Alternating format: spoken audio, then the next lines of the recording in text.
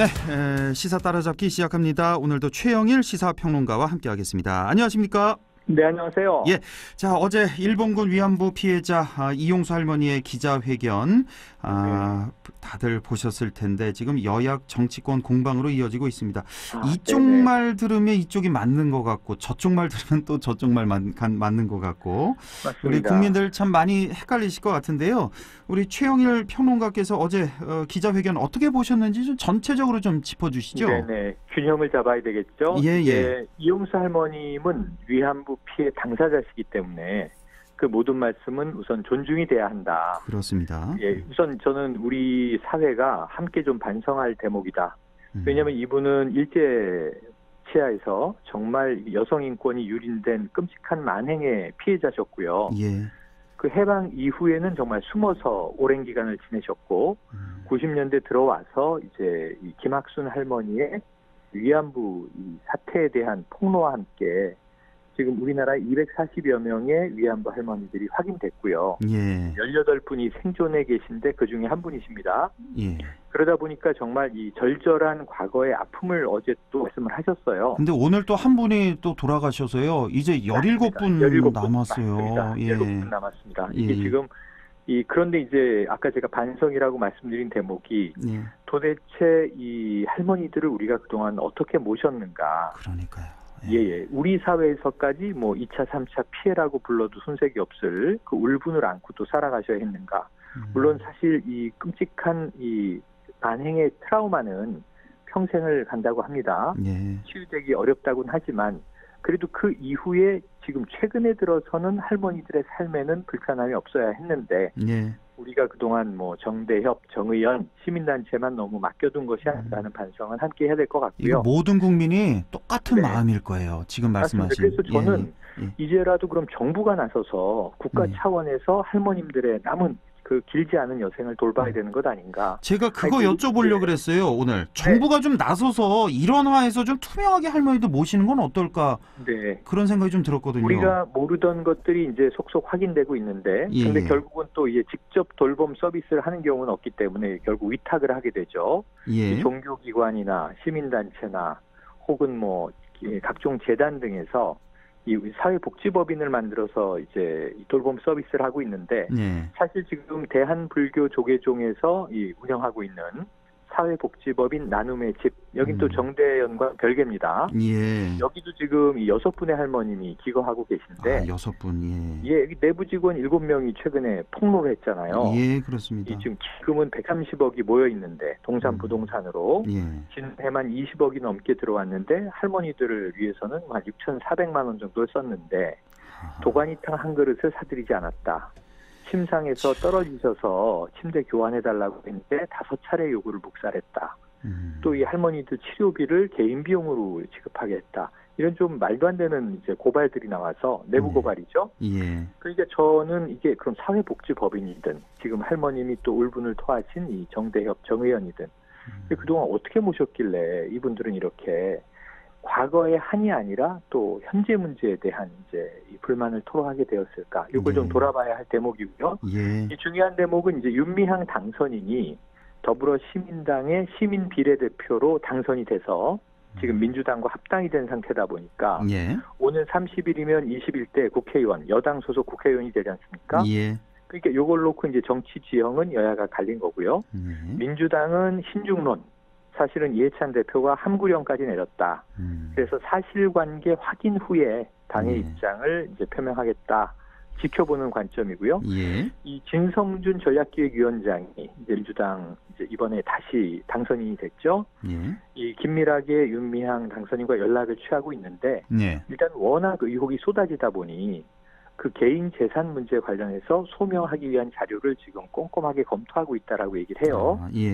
해명이 최대한 빠르면 빠를수록 좋다 했는데 또 같은 민주당 사선 중진인 강창일 의원은 이게 윤미향 사퇴해야 한다 이런 얘기를 또 꺼냈어요. 아, 그렇습니까? 김용춘 의원이 이제 먼저 한번 꺼냈다가 당 지도부의 이제 함구령으로 조금 한 발 물러섰었거든요. 예. 그러니까 당내에서도 이게 곤혹스러운 사태로 이제 확전되다 보니까 예. 또 중진 의원들은 이 윤미향이 책임져라 하는 얘기가 나오고 있고요. 아, 강창일 의원이 오늘 아침 그 방송에서 그렇게 언급을 했군요. 강창일 의원이 이 위안부 문제 좀 많이 관여했던 의원 아닙니까? 그동안에? 네네. 한일 문제에는 사실은 그렇죠. 식견이 상당히 있는 전문가이고요. 예. 한일 교류에도 그렇고 또 역사 문제도 그렇고 아, 특히 예. 이 일본 문제에 대해서는 상당히 목소리를 높여왔던 분입니다. 예. 그러니까 이제 이분도 국회 차원에서는 뭐 노력을 많이 했던 민주당 의원인데 윤미향 당선인에 대한 시각이 지금 많이 좀 당내에서도 엇갈리고 있다 이렇게 보여지는 대목이고요. 예. 왜냐하면 그게 이 상대당인 통합당이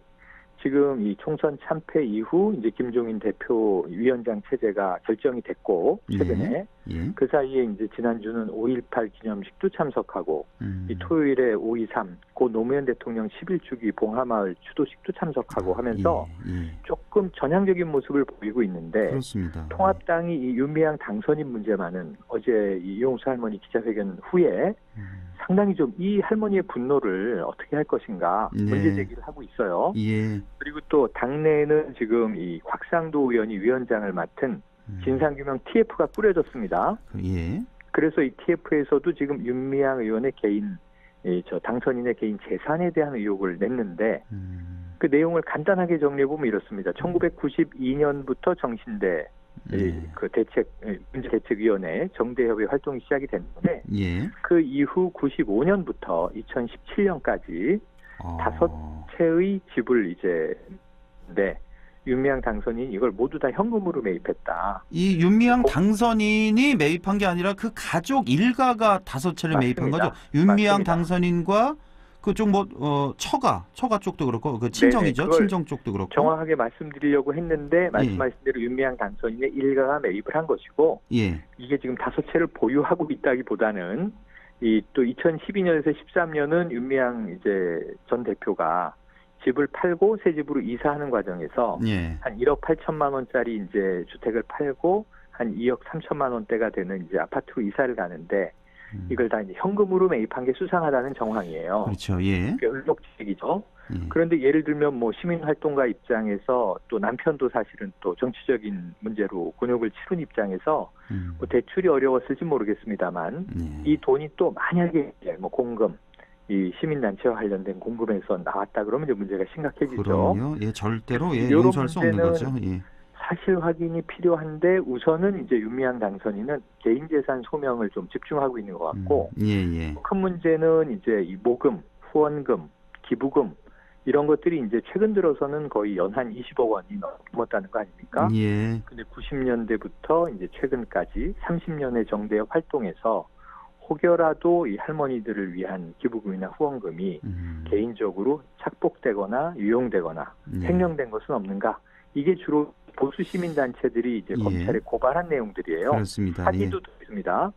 검찰이 지금 일단은 회계장부를 대부분 지금 압수수색해갔습니다. 앞으로 이게 이 행안부의 감사도 물 건너갔고요. 또 복수의 공인회계사에게 검증받는 것도 물 건너갔고요. 결국은 이제 검찰의 회계장부 분석과 계좌 추적을 통해서 이 사실 여부가 드러날 때까지는 일단 의혹은 크게 제기돼 있는데 여기서 이제 뭐 해명할 부분은 그렇게 많기도 힘들어 보입니다. 이게 그렇습니다. 그래서 정치적 공방으로 계속 가는데 저는 이제 제발 바라는 건 진중권 교수가 이런 말했어요. 이게 30년의 이 정대협 활동을 우리가 모두 부정해서도 안 되고, 그걸 모두 잘했다고 감싸서도 안 된다. 지금 문제가 터졌으니 무엇을 개선해서 가치는 어떻게 우리가 계승해서 이제 확대 발전시키고, 그리고 이 돈과 관련된 회계 투명성 문제는 어떻게 개선할 것인가를 잘 발라내서 다뤄야 한다라는.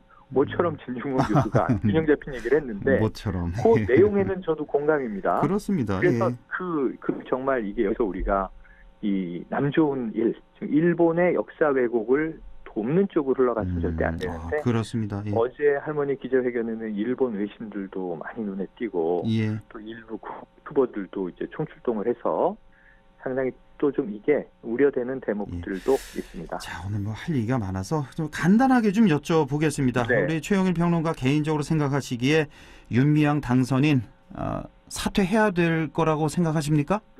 네, 일단은 지금 당장 저는 아직은 유보예요. 아직은 아니다. 예, 먼저 입장을 빨리 밝혀야 된다. 네. 할머니가 이 제기한 문제들에 대해서 윤미향 당선인 할머니는 배신자라는 표현도 썼어요. 그렇습니다. 예. 그리고 날 이용해 먹었다. 네.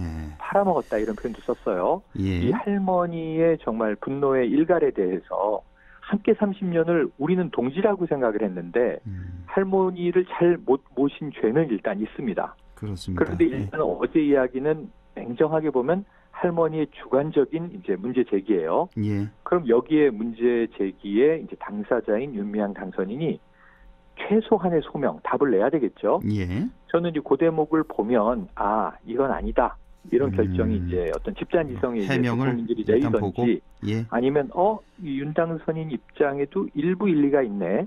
그럼 우리가 뭔가 좀 진위를 잘 따져봐야 되겠다라는 생각이 들 수도 있고요. 그렇습니다. 저는 예. 해명에 이제 앞으로의 향방이 달려 있습니다. 근데 예. 침묵이 오래 가면 안 되고 이게 30일까지 가서 그러면 네. 이게 검찰 수사 피하려고 일단 국회의원이 되고 이 지켜보다가 대응하려고 하는 거구나라는 의심을 사면 안 되거든요. 그렇죠. 그래서 예. 지금 민주당 내에서도 조금 이제 강한 성토 목소리가 나오는 것이다라고 봐야겠습니다. 알겠습니다. 뭐 최근에 정의연 의혹도 그렇고 나눔의 집 의혹 등등해서 지금 위안부 관련 단체들 의혹을 보면서 이게 정말 철저히 조사를 해서 깔끔하게 규명이 돼야겠지만 이 의혹이 지금 있다는 것 자체만으로도 우리 국민들 너무나 가슴 아프고 화가 나실 것 같습니다. 예. 할머니의 눈물에 또 이 공감하지 않는 사람이 얼마 되겠습니까? 그렇습니다. 이제 여생이 또 길어야 뭐 10년, 20년이실 텐데 편안하게 그 기간만이라도 편안하게 행복하게 좀 모셔야 될 것 같습니다. 우리 후세대들이. 예. 네. 자, 지금 통합당 사정 좀 보죠.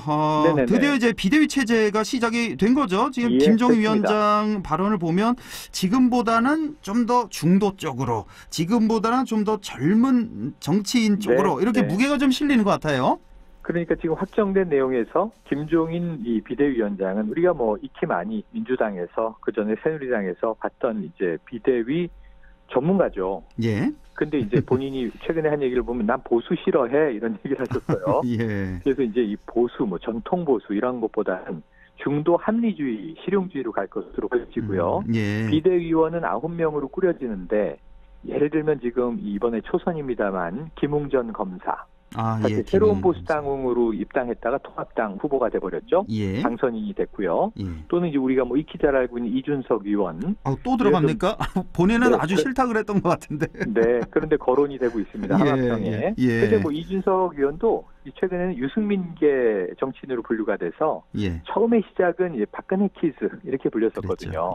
그런데 이제는 과연 김종인 피즈로 낙점이 될 것인가 이런 거 이제 보는데 이 자원이 별로 없어요. 30, 40 주로 젊은 층으로 또 이제 이 경제 분야 등 다양한 전문가들로 9명의 비대위원을 세우겠다 이렇게 이야기를 했고 자, 그리고 이제 이 제일 중요한 건 임기 문제였는데 이미 전국위에서 추인이 된 상황이었어요. 위원장은. 그렇죠. 근데 김종인 위원장이 수락을 하지 않은 게 8월 31일까지 이게 서너 개월짜리 뭐 그냥 관리형 비대위원장은 난 안 한다. 근데 이번에 이제 주호영 원내대표와 당선인 총회에서 결의된 게 4월 7일까지로 김종인 위원장이 4월까지는 임기가 보장돼야지 했는데 오히려 조금 늘려서 재보궐 선거까지로 됐어요. 그래서 김종인 위원장 수락을 이제 한 상황이고 이 상임 정국위가 열려야 되고요. 당원 당규에서 8월 31일 전당대회는 미룰 수 있다. 이 조항을 하나 살짝 넣어서 통과만 되면 이제 전혀 문제가 없습니다. 그런데 문제는 이제 이 일성이 제일 주목되는 건데 이 다시 이준석 의원을 제가 거론하게 되는 것이 아마 기본소득과 같은 상당히 이 진보적 색채가 강한 경제 정책을 내놓을 수 있다. 그러니까 민주당보다 더 국민들이 이 정도로 할 정도의 더 강한 국민 복지나 경제 활성화를 위한 이 경제 민주화론자잖아요.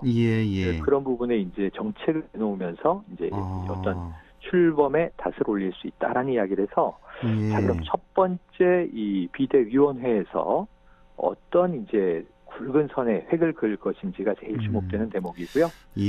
오히려 민주당보다도 한 발 앞서서 기본소득 이슈를 좀 선점할 가능성이 있다. 이게 얘기가 좀 나오나 보네요, 지금?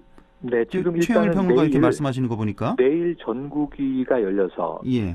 우선 기한 문제를 풀어서 임기를 연장하게 되고요. 예. 그 다음 날은 김종인 위원장이 직접 등장하진 않겠습니다만 주호영 원내대표가 김태년 원내대표와 청와대 우차할 대통령과 하잖아요. 예. 여기서 21대 국회와 관련된 뭐 정부 여당의 당부 그리고 이제 야당의 반응 어떤 것들은 협조하는데 예. 어떤 것들은 정부가 야당 입장도 좀 귀 기울여 달라 하는 메시지가 나온 이후에 예. 지금 이 김종인 위원장의 일성이 뭐 주말쯤 나올 가능성이 높거든요. 예. 한번 이번 주에 가장 주목해볼 대목이고 더불어서 예. 무소속 보수 4인방의 복당 문제를 어떻게 처리할지가 또 뜨거운 감자로 떠오르고 있습니다. 단답식으로 좀 여쭤볼게요. 네. 뭐 무소속 의원들 중에 단연 지금 홍준표 전 대표 어떻게 복당이 되겠습니까?